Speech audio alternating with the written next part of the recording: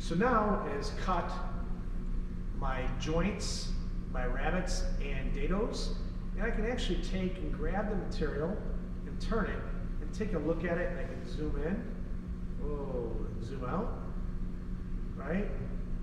So now I can see exactly how this is going to work.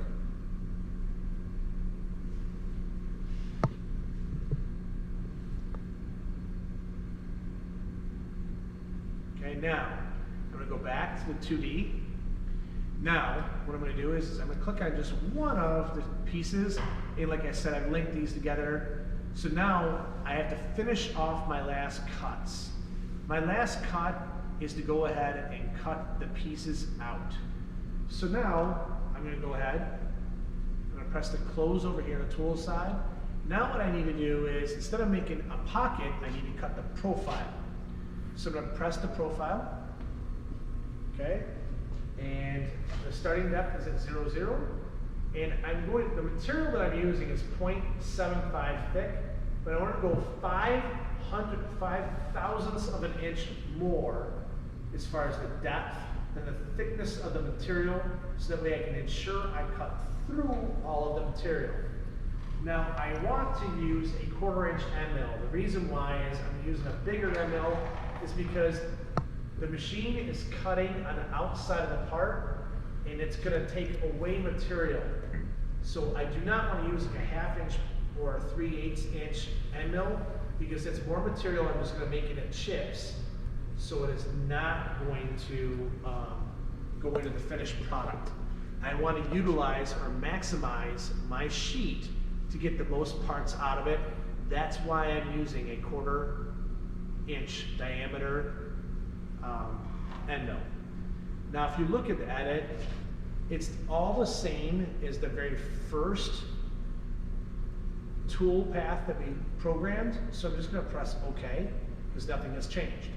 Now, right here is where it gets a little bit tricky. Machine vectors, you want to click the outside, you do not want to run on the inside because it'll cut your parts too small.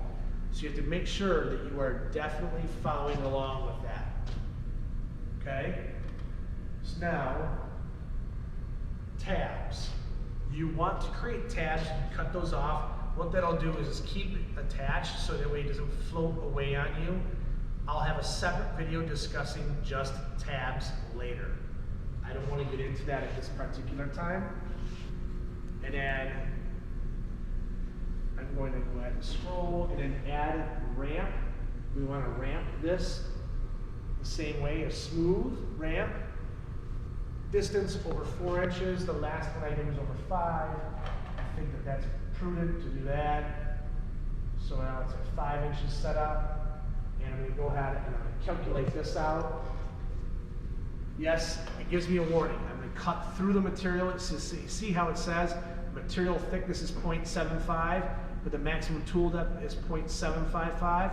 That's correct. I do know that I'm going to cut into my spoil board by 5/1000ths of an inch, which means if we had an inch and cut it into 1,000 separate but equal parts, I'm going to cut 5 of those deep, which isn't very much. Okay? Just to give you a little food for thought, the human hair is 4/1000ths of an inch thick.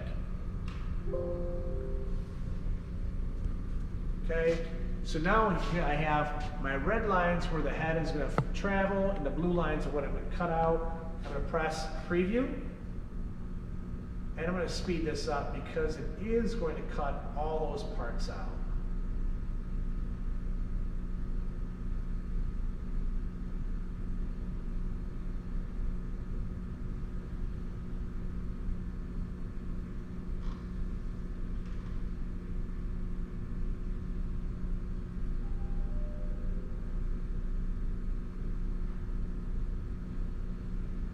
Okay, so now it has completed all of the cuts. And then what I can do is I can go on to a piece or a part of the sheet that was not utilized in the project, or the parts that you need for your cabinet. If you double click it, it erases it. Now this will allow for you to go ahead and look in between the different parts to your cabinet that you created. Okay? So, these are the different parts that have been created on the CNC machine for two upper cabinets. And I hope that you enjoyed watching this, and next time you'll see me, we will be cutting these out and gluing them together.